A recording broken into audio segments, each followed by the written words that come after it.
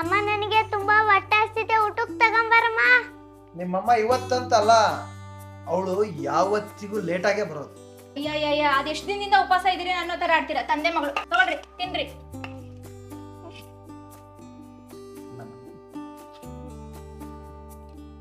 ನಿನ್ನೆ ಸ್ಕೂಲಿಂದ ಫೋನ್ ಮಾಡಿದ್ರು, ಉಳಿದಿರೋ ಫೀಸ್ ಕಟ್ಬೇಕು ಅಂತ ಹೇಳಿದ್ರು. ಸುಗ್ಗಿ ಕಟ್ತೀವಿ ಅಂತ ಹೇಳ್ಬೇಕು. ನಮ್ ಸುಗ್ಗಿ ಶಿವರಾತ್ರಿ ಯಾರು ಕೇಳ್ತಾರೆ ರೀ? ನಾನು ಹೇಳ್ದೆ ಮುಂಚೆನೆ ಪ್ರೈವೇಟ್ ಸ್ಕೂಲ್ ಬೇಡ, ಸುಮ್ನೆ ಗೌರ್ಮೆಂಟ್ ಸ್ಕೂಲಿಗೆ ಹಾಕೋಣ ಅಂತ. ನನ್ ಮಾತೆಲ್ಲಿ ಕೇಳ್ತೀರಾ? ಬರೀ ಇಂಗ್ಲಿಷ್ ಅಂತ ಹೇಳ್ತೀರಾ. ನಿನಗೇನು ಗೊತ್ತು? ಪ್ರೈವೇಟ್ ಸ್ಕೂಲಲ್ಲಾದರೆ ಇಂಗ್ಲೀಷ್ ಚೆನ್ನಾಗಿ ಹೇಳ್ಕೊಡ್ತಾರೆ. ಅದೇ ಗೌರ್ಮೆಂಟ್ ಸ್ಕೂಲಲ್ಲಿ ಇಂಗ್ಲೀಷ್ ಹೇಳ್ಕೊಡ್ತಾರಾ? ಇಂಗ್ಲೀಷ್ ಚೆನ್ನಾಗಿ ಕಲ್ತ್ರೆ ಸಿಟಿಲಿರೋ ದೊಡ್ಡ ದೊಡ್ಡ ಕಂಪ್ನೀಲಿ ಒಳ್ಳೆ ಕೆಲಸ ಸಿಗುತ್ತೆ ನನ್ನ ಮಗಳಿಗೆ. ಅವಳು ಕೆಲಸ ತಗೊಂಡ್ರೆ ನಾವು ಚೆನ್ನಾಗಿರ್ಬೋದು, ಅವಳು ಚೆನ್ನಾಗಿರ್ತಾಳೆ, ಒಳ್ಳೆ ಸಂಬಳನೂ ಸಿಗುತ್ತೆ. ಅಂಥದ್ರಲ್ಲಿ ಈ ಗೌರ್ಮೆಂಟ್ ಸ್ಕೂಲಲ್ಲಿ ಓದಿಸಿ ನಾವು ನಾನು ನೋಡಿದ್ದೀನಿ. ದೊಡ್ಡ ಕಂಪ್ನಿಲಿ ಕೆಲಸ ಮಾಡ್ತೀನಿ ಅಂತ ಹೋಗಿ ಓಡ್ ಬಂದು ನಮ್ಮೂರಲ್ಲೇ ಎಮ್ಮಿ ಕಾಯೋದನ್ನ. ದೊಡ್ಡ ಕಂಪ್ನಿ ಅಂತೆ, ದೊಡ್ಡ ಕಂಪ್ನಿ. ಅದೇ ನಮ್ಮೂರಲ್ಲೇ ಗೌರ್ಮೆಂಟ್ ಸ್ಕೂಲಲ್ಲಿ ಕನ್ನಡ ಮೀಡಿಯಮಿಗೆ ಹಚ್ಚಿದ್ರೆ ಸಮಾಜಕ್ಕೆ ಸೇವೆ ಮಾಡ್ಬೋದು. ನಮ್ಮಂಥ ಬಡವರಿಗೂ ಸಹಾಯ ಆಗುತ್ತಲ್ವೇನ್ರಿ? ನೋಡು, ಸಮಾಜ ಸೇವೆ ಅಂತ ಮಾತ್ರ ಹೇಳ್ಬೇಡ. ಸಮಾಜ ಸೇವೆ ಮಾಡ್ತೀನಿ ಅಂತಂದು ಎಂತೆಂಥ ದೊಡ್ಡ ದೊಡ್ಡ IAS IPS ಆಫೀಸರ್ಗಳು 10 ಹೆಜ್ಜೆ ಮುಂದೆ ಇಟ್ಟು 11ನೇ ಹೆಜ್ಜೆಗೆ ಕೊಲೆ ಆಗಿರೋದನ್ನ ನಾನು ನೋಡಿದ್ದೀನಿ. ಅದಕ್ಕೋಸ್ಕರ ನನಗೆ ಈ ಸಮಾಜ ಸೇವೆ ಅಂದ್ರೇ ಇಷ್ಟ ಇಲ್ಲ.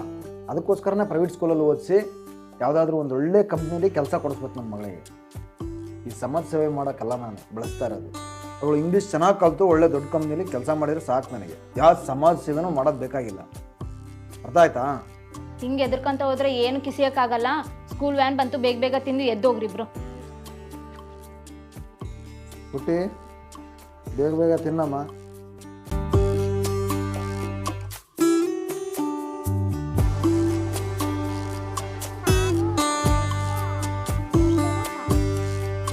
ವಿಷ್ಣು ಎಂತ ಸ್ವಲ್ಪ ಮಾತಾಡ್ಬೇಕು ಬಾರ. ಪುಟ್ಟಿ, ಒಂದು 5 ನಿಮಿಷ ಇಲ್ಲೇ ಕೂತ್ಕ, ಬರ್ತೀನಿ. ಹ್ಞೂ ಪಪ್ಪ.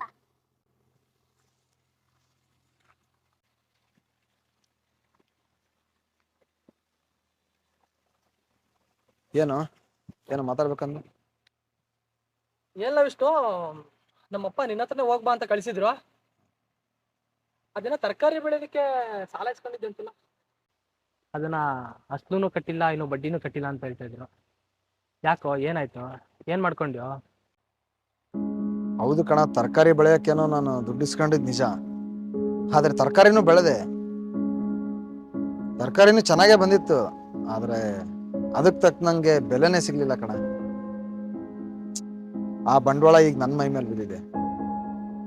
ಅದೇ ವಿಚಾರಕ್ಕೋಸ್ಕರ ಸ್ವಲ್ಪ ದುಡ್ಡು ಕೊಡೋದು ನಿಲ್ಸಿದ್ದೆ ನಾನು. ಈ ನೆಕ್ಸ್ಟ್ ಯಾವ್ದಾದ್ರು ಬೆಳೆಗೆ ಬಂದ್ಬಿಟ್ರೆ ಅಷ್ಟು ಕಟ್ತೀನಿ ಅಂತ ಹೇಳು. ಏನ್ ಮಾಡಕ್ಕಾಗುತ್ತೆ? ಈ ಕೊಡೋ ಭೂಮಿತಾಯಿ ಏನೋ ಚೆನ್ನಾಗೇ ಕೊಡ್ತಾಳೆ, ಆದ್ರೆ ಕೊಟ್ಟಿರೋಂಥ ಫಸಲಿಗೆ ಸರಿಯಾದ ರೀತಿಲಿ ಬೆಲೆನೇ ಸಿಗ್ತಾ ಇಲ್ಲ. ಏನಿಲ್ಲ ಕಣ, ಇದೇ ಒಂದು ಉದ್ದೇಶದಿಂದಾನೆ ದುಡ್ಡು ಕೊಡೋದು ನಿಲ್ಸಿದ್ದೀನಿ. ಇನ್ನೊಂದೇ 2 ಬೆಳೆ ನೋಡ್ಕೊಂಡು ಎಲ್ಲ ಅಷ್ಟು ನಾನು ಕಟ್ಬಿಡ್ತೀನಿ ಅಂತ ಹೇಳು. ನೋಡು ವಿಷ್ಣು, ನಿನ್ ಸ್ನೇಹಿತನಾಗಿ ಒಂದು ಮಾತು ಹೇಳ್ತೀನಿ. ನೀ ಹೊಲಕ್ಕೆ ಹಾಕೋ ಬಂಡವಾಳನೇ ಒಂದು ಕಿರಾಣಿ ಅಂಗಡಿನೋ ಒಂದು ಟೀ ಅಂಗಡಿನೋ ಇಟ್ಕೊಂಡಿದ್ರೆ ನೀನು ಹಾಕಿರೋ ಬಂಡವಾಳನಾದ್ರೂ ವಾಪಸ್ ಬರ್ತಾ ಇತ್ತು. ನೀನ್ ಹೀಗೆ ಹೊಲ ಅಂತ ಇರೋ ದುಡ್ಡೆಲ್ಲ ಹೊಲಕ್ಕೆ ಹಾಕಿ ಇರೋ ಹೊಲನೂ ಮಾರ್ಕೊಂಡು ಊರ್ ಬಿಟ್ಟು ಹೋಗೋ ಪರಿಸ್ಥಿತಿ ಬರುತ್ತೆ. ಈ ತಿಂಗಳೇನೋ ನಮ್ಮ ಅಪ್ಪಂಗೆ ಹೇಳಿ ಮ್ಯಾನೇಜ್ ಮಾಡ್ತೀನಿ. ಆದ್ರೆ ಮುಂದಿನ ತಿಂಗಳು ಅವರೇ ಬರ್ತಾರೆ ಸಾಲ ಕೇಳೋದಕ್ಕೆ. ಅವ್ರಿಗೆ ಏನ್ ಹೇಳ್ಕೊಂತೀಯೋ ನಿನಗ್ ಬಿಟ್ಟಿದಪ್ಪ. ನಾನು ನಿನ್ ಸ್ನೇಹಿತನಾಗಿ ಇಷ್ಟು ಹೇಳಕ್ ಇಷ್ಟಪಡ್ತೀನಿ.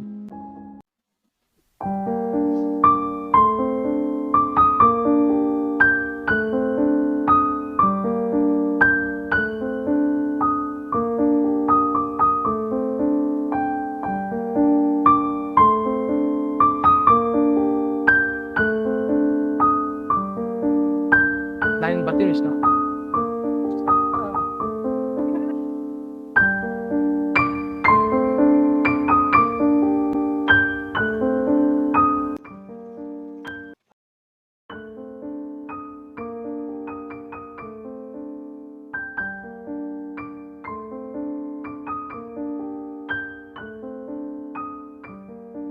ನೀನ್ ಹೀಗೆ ಹೊಲ ಅಂತ ಇರೋ ದುಡ್ಡೆಲ್ಲ ಹೊಲಕ್ಕೆ ಹಾಕಿ ಇರೋ ಹೊಲನೂ ಮಾರ್ಕೊಂಡು ಊರ್ ಬಿಟ್ಟು ಹೋಗೋ ಪರಿಸ್ಥಿತಿ ಬರುತ್ತೆ. ಯಾಕ್ರಿ ಇನ್ನೂ ಮಲಗಿಲ್ಲ? ಏನಿಲ್ಲ, ಸ್ವಲ್ಪ ತಲೆ ನೋಯ್ತಾ ಇತ್ತು, ಅದಕ್ಕೆ ಸುಮ್ಮನೆ ಕುಂತಿದ್ದೆ. ಮತ್ತೆ ಸ್ಕೂಲಿಂದ ಫೋನ್ ಮಾಡಿದ್ರು ರೀ, ದುಡ್ಡು ಕಟ್ಟಬೇಕು ಅಂತ ಹೇಳಿದ್ರು. ಹೌದಾ? ಹೇಗೆ ಕಟ್ಟೋದು ಲಕ್ಷ್ಮಿ? ಇರೋ ಬರೋ ಜನರ ಹತ್ರ ಎಲ್ಲ ಸಾಲ ಕಿತ್ತಿದ್ದೀವಿ. ಮತ್ತೆ ಸಾಲ ಬೇಕಂದ್ರೆ ಯಾರು ಕೊಡ್ತಾರೆ? ನಾನೊಂದ್ಸಲ ನಮ್ಮ ಅಣ್ಣನ ಮನೆಗೆ ಹೋಗಿ ಬರಲ್ಲ, ಏನಾರ ಸಹಾಯ ಆಗ್ಬೋದು. ಬೇಡ ಲಕ್ಷ್ಮಿ, ಅವ್ರ ಪರಿಸ್ಥಿತಿ ಹೇಗಿರುತ್ತೋ ಏನೋ, ಯಾಕೆ ನಮ್ಮ ಕಷ್ಟ ಒರ್ಸೋ ತಪ್ಪು, ಆ ಥರ ಮಾಡ್ಬೇಡ. ಇಲ್ಲ ರೀ, ನಾನು ಕೇಳಿದ್ರೆ ಖಂಡಿತ ಕೊಡ್ತಾರೆ. ಹೇಗೆ ಮಾಡ್ತೀಯ ನೋಡು, ನಿನಗೆ ಬಿಟ್ಟಿದ್ದು. ಮಲ್ಕೋಯ್ ಬಾ.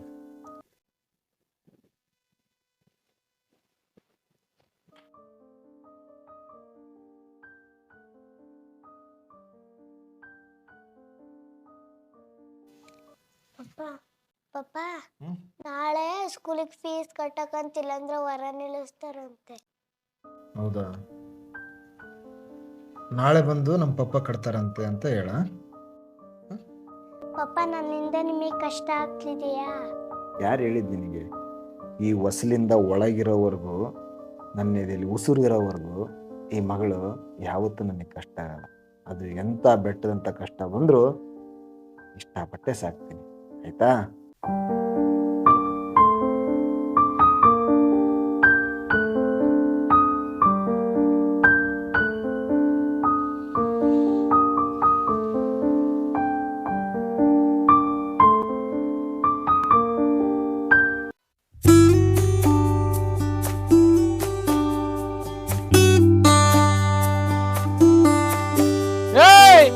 ಮಾತಾಡೋದ್ ನಿಲ್ಲಿಸ್ರಿ, ಬೇಗ ಬೇಗ ಕೆಲಸ ಮಾಡ್ರಿ,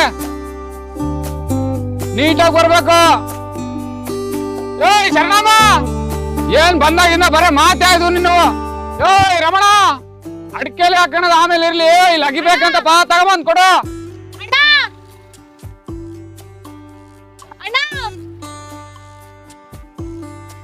ಯಾಕಮ್ಮ ಹಿಂಗ್ ಬಂದಿದ್ದು? ಚೆನ್ನಾಗಿದೆಯಾ ಅಣ್ಣ? ಓನಮ್ಮ, ನಾನು ಆರಾಮಾಗಿದ್ದೀನಿ, ನೀನು? ನಾನು ಚೆನ್ನಾಗಿದ್ದೀನಿ. ಎಲ್ಲಿ ನಿನ್ ಗಂಡ ನಿನ್ ಮಗಳು? ಹುಟ್ಟಿ ಸ್ಕೂಲಿಗೆ ಹೋಗಿದ್ದು, ಅವ್ರದ್ದೇನೋ ಕೆಲಸ ಇದೆ ಅಂತ ಹೇಳಿದ್ರು, ಅದಕ್ಕೆ ಒಬ್ಳೆ ಬಂದಿದ್ದೆ ಅಣ್ಣ. ಯಾವಾಗ್ಲೂ ಹಿಂಗ್ ಬರ್ತಾ ಇರ್ಲಿಲ್ಲ, ಯಾಕಮ್ಮ? ಅಣ್ಣ, ಅದು ನಾವು ತುಂಬಾ ಕಷ್ಟದಲ್ಲಿದ್ದೀವಿ ಅಣ್ಣ, ಸ್ವಲ್ಪ ದುಡ್ಡು ಬೇಕಿತ್ತು, ಅದಕ್ಕೆ ಬಂದಿದ್ದೆ. ಓ, ಹಣಕ್ಕೋಸ್ಕರ ಬಂದಿರೋದ ನೀನು? ಏನಮ್ಮ ತಮಾಷೆ ಮಾಡ್ತಿದ್ಯಾ? ನೋಡ್ ಲಕ್ಷ್ಮಿ, ಇನ್ನೊಂದ್ಸಲ ಏನಾದ್ರು ದುಡ್ಡು ಕೇಳ್ಬೇಕು ಅಂತ ಬಂದ್ರೆ ನಾನು ವಸೂಲ್ ತುಳಿಬೇಡ ನೀನು. ಹೆಂಗೋ ಅವಾಗ ಇವಾಗ ಒಂದು ಹೊತ್ತಿನ ಊಟ ಮಾಡ್ತಿದ್ದೀನಿ ನಿಮ್ಮ ಅತ್ತಿಗೆ ಕೈಯಲ್ಲಿ, ಮತ್ತೆ ಅದಕ್ಕೂ ಕಲ್ಲು ಹಾಕ್ಬೇಡಮ್ಮ. ಇವಾಗ ನಿಮ್ಮ ಅತ್ತಿಗೆ ಬರೋ ಹೊತ್ತಾಯ್ತು, ಬುತ್ತಿ ತಗೊಂಡ್ ಬರ್ತಾಳೆ. ಇವಾಗ ನೀನ್ ಬಂದು ಸಹಾಯ ಕೇಳ್ತಿದ್ಯಾ, ನಾನು ಸಹಾಯ ಮಾಡಿದ್ದೀನಿ ಅಂತ ಗೊತ್ತಾದ್ರೆ ಅದನ್ನು ಬಂದೆ ಕೈ ಮುಗಿತೀನಮ್ಮ. ಅವಳು ಬರೋದ್ರೊಳಗೆ ನೀನ್ ಇಲ್ಲಿಂದ ಜಾಗಕ್ಕೆ ಕಾಲ್ ಮಾಡಿ ಹೋಗು. ಯಾಕಣ್ಣ ಇಷ್ಟೊಂದು ಅಸಹ್ಯವಾಗಿ ಮಾತಾಡ್ತಿದೀಯಾ? ನಾನು ನಿನ್ ತಂಗಿ ಅನ್ನೋದನ್ನು ಮರ್ತಿದೀಯಾ? ಇಲ್ಲಿವರೆಗೂ ಮರ್ತಿಲ್ಲಮ್ಮ, ಇನ್ಮೇಲೆ ಮರೆಯೋ ಸಂದರ್ಭ ಬಂದ್ರು ಬರ್ಬೋದು. ನೀನ್ ಇಷ್ಟೊಂದು ಕೀಳ್ವಾಗಿ ಮಾತಾಡ್ತಿದೀಯಾ ಅಂತಂದ್ರೆ ನೀನ್ ತುಂಬಾ ಬದಲಾಗಿದೀಯ ಅಣ್ಣ. ನೀ ದುಡ್ಡು ಕೊಡದೆ ಹೋದ್ರು ಪರವಾಗಿಲ್ಲ, ಆದ್ರೆ ಅಟ್ಲೀಸ್ಟ್ ಒಂದ್ 4 ಒಳ್ಳೆ ಮಾತಾಡಿದ್ರೆ ನಾನು ಖುಷಿಯಿಂದ ಹೊರಡ್ತಿದ್ದೆ ಅಲ್ಲ ಅಣ್ಣ. ನಾನು ಸತ್ರು ನಿಮ್ಮನೆ ಬಾಗ್ಲು ತುಳಿಯಲ್ಲ. ನಾ ಇನ್ ಬರ್ತೀನಿ. ಇಲ್ಲ ಹೋಗ್ತೀನಿ. ನೀನ್ ಬರ್ದೇ ಇದ್ರು ಪರವಾಗಿಲ್ಲಮ್ಮ, ಕೊಟ್ಟೆಣ್ಣು ಕುಲುಕ್ ಹೊರಗ ಅಂತ ಅವಾಗೇ ಡಿಸೈಡ್ ಮಾಡಾಗಿದೆ. ಇವಾಗ ನೀನ್ ಬರ್ಬೇಕು, ನೀನ್ ಬಂದ್ರೇನೆ ನನ್ನ ಮನೆ ನಡೆಯೋದು ಅಂತ ಏನಿಲ್ಲಮ್ಮ. ನೀನ್ ಬರ್ಲು ಬೇಡ, ಹೋಗು.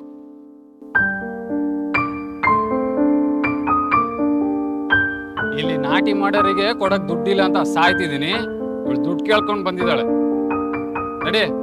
ಸರಿ ಅಣ್ಣ, ಆಯ್ತು, ನೀನ್ ಹೇಳಿದ್ದೆ ಕರೆಕ್ಟ್. ನಾನ್ ನಮ್ಮ ಅಣ್ಣ ಇದ್ದಾನೆ ಅಂತ ಅನ್ಕೊಂಡ್ ಬಂದಲ್ಲ, ನಂದೇ ತಪ್ಪು. ಇನ್ ಮುಂದೆ ನಿಮ್ಮನೆ ಬಾಗ್ಲಿಗೆ ಬಂದ್ರೆ ಚಪ್ಪಲಿ ತಗೊಂಡ್ ನೋಡಿ ಅಣ್ಣ. ನಾನಿನ್ ಹೋಗ್ತೀನಿ.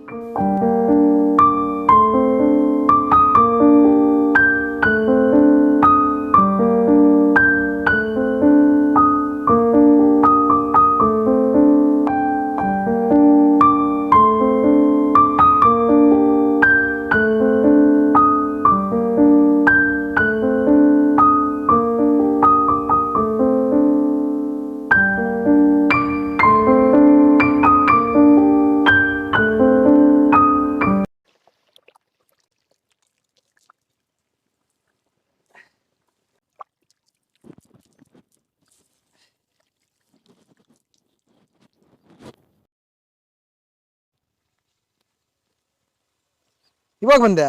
ನೋಡಿ ಇವಾಗ ಬಂದೆ. ಹೌದಾ? ಏನಾಯ್ತು ಹೋಗಿದ್ ಕೆಲಸ? ನಿಮ್ಮ ಅಣ್ಣ ಏನಂದ್ರು? ದುಡ್ಡು ಕೊಟ್ರಾ? ದುಡ್ಡು ಕೊಡೋದಿರ್ಲಿ ರೀ, ಆ ಮನೇಲಿ ಹುಟ್ಟಿದ ಮಗಳು ನಮ್ಮ ಮರ್ಯಾದೆ ಕೂಡ ನಂಗೆ ಸಿಗ್ಲಿಲ್ಲ. ನಾನು ಹೇಳಿದೆ ತಾನೇ ಹೋಗ್ಬೇಡ ಅಂತ, ನೀನೇ ಹಠ ಮಾಡಿ ಹೋಗಿದ್ದು. ಅಲ್ಲ ನಿನಗೆ ಗೊತ್ತಿಲ್ವಾ, ಹೊಟ್ಟೆಹಣ್ಣು ಕುಲುಕ್ಕೊರಗೆ ಅಂತ ಅನಾದಿ ಕಾಲದಿಂದನೂ ಇದೆ. ಅಲ್ಲಿ ಪ್ರೀತಿನ ಮಾತ್ರ ಕೇಳಬೇಕು, ಇಲ್ದೇ ಇರೋದನ್ನೆಲ್ಲ ಕೇಳಿದ್ರೆ ಅವಮಾನನೇ. ಇವಾಗ ನೀನು ಆ ಮನೆ ಮಗಳಲ್ಲ, ನನ್ನ ಹೆಂಡತಿ. ಆಗ ಸಾಲ ಆಗಿದೆ, ಹೋಗೋ ಮರ್ಯಾದೆ ಹೋಗಿದೆ. ಇನ್ನೇನು ಉಳಿದಿಲ್ಲ, ಉಳಿದಿರೋದೊಂದು ಎಕರೆ ಹೊಲ, ಅದನ್ನು ಮಾರಿ ಯಾರಿಗಾದ್ರೂ ಕೊಟ್ಟು ಇರೋ ಬರೋ ಸಾಲ ತೀರಿಸ್ಕೊಂಡು ಎಲ್ಲಾದ್ರೂ ಹೋಗಿ ನೆಮ್ಮದಿ ಜೀವನ ಮಾಡೋಣ. ನನ್ನ ಸ್ನೇಹಿತ ಹೇಳಿದಾನೆ, ಸಿಟಿಲಿ ಕೆಲಸ ನೋಡಿದೀನಿ ಬಾ ಅಂತ. ಈ ಹೊಲ ಮನೆ ಎಲ್ಲ ನೆಚ್ಕೊಂಡ್ರೆ ನಾವು ಜೀವನ ಮಾಡೋಕ್ಕಾಗಲ್ಲ. ಇಲ್ಲಿ ಒಂದೊತ್ತು ಕೂಳಿಗೂ ಪರದಾಡೋಕಾಗುತ್ತೆ. ಈ ಜೀವನನೇ ಬೇಡ ನಮ್ಗೆ. ಈ ವ್ಯವಸಾಯ ಅಂದ್ರೆ ನೀನ್ ಸಾಯ, ನಾನ್ ಸಾಯ, ಮನಮಂದೆ ಎಲ್ಲ ಸಾಯ ಅಂತ. ಈ ವ್ಯವಸಾಯ ಮಾಡಿದ್ರೆ ನಾವೆಲ್ಲ ಮನಮಂದೆಲ್ಲ ಸಾಯ್ಬೇಕಾಗತ್ತೆ. ಅಂತ ಪರಿಸ್ಥಿತಿ ಬರೋದು ಬೇಡ.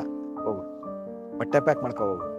ನೆಮ್ಮದಿ ಅನ್ನೋದಿದ್ರೆ ಈ ಜಗತ್ತಲ್ಲಿ ಎಲ್ಲಿ ಬೇಕಾದ್ರೂ ಜೀವನ ಮಾಡ್ಬೋದು. ಹೋಗು ಹೋಗು.